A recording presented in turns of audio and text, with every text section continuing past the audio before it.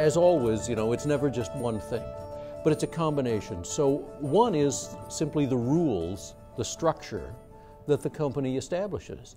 So for example, if you want a team to really feel cohesion and so forth, how about paying the members of the team on the basis of the team's results? Okay, now this is what they do, for example, at Worthington Industries, a steel company that is famous for its teams. Well, man, you don't have to manage those teams very much at all because they manage one another. If there's somebody who's not pulling their weight, then the team members know it's going to affect all of them, and the team is small enough that that effect would be felt. So they make sure everybody pulls their weight. If you want to get a job there, you're on probation. For the first 90 days, you are working there as part of some team, but then that team is going to decide, you know, are you going to get this job or not? All right? That is a team that takes care of itself.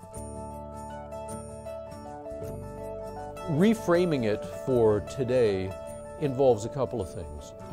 One is this question of the business model, which probably needs to change. In fact, sometimes when I'm talking to people, if it's a group of people in many different industries, I'll just stand there and say, your business model doesn't work.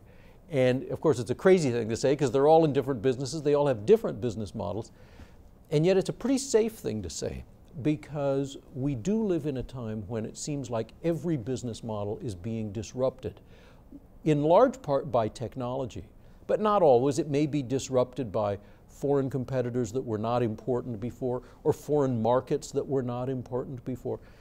Whatever it is, your model is probably being disrupted. And if it isn't, it's going to be very, very shortly. And so, look, business models didn't have to be changed very often before. You could go a long, long time without ever having to change it. But making the transition to changing the business model and then probably having to change it again before too many years go by, that's a real reframing of the business that every business is going to have to go through, and many are not prepared for.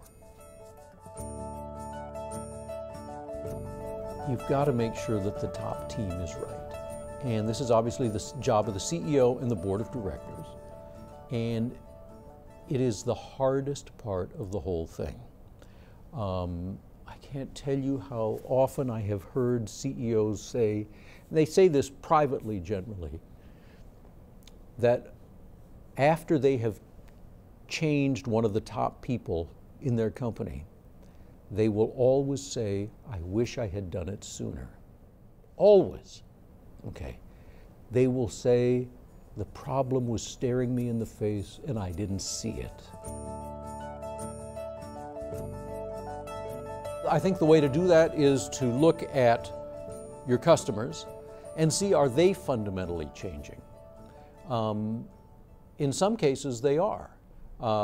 If you're in the newspaper business, right, your customers increasingly just don't want to buy that great big piece of paper.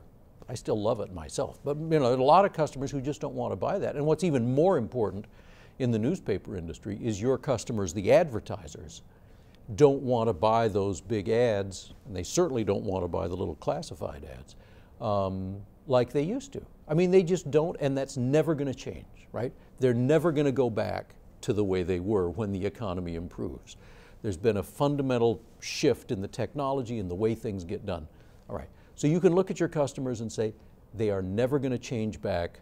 That means we have gone through a genuine transformation. Right? We're not going to go back to the trend line. On the other hand, suppose you're in a business like Intel, where you make chips, you know, or Qualcomm, you make chips, computer chips. Well, in a way, your customers are changing because the devices they use are changing. But in the bigger picture, they are just using more devices. They want more power all the time, all right? They just, the world demand for computing power in the form of chips is not changing. And so those folks know that if the economy, push their sales down a little bit for a couple of years, fundamentally they're going to come back, right? Those customers haven't changed. And so I think that's how you do it.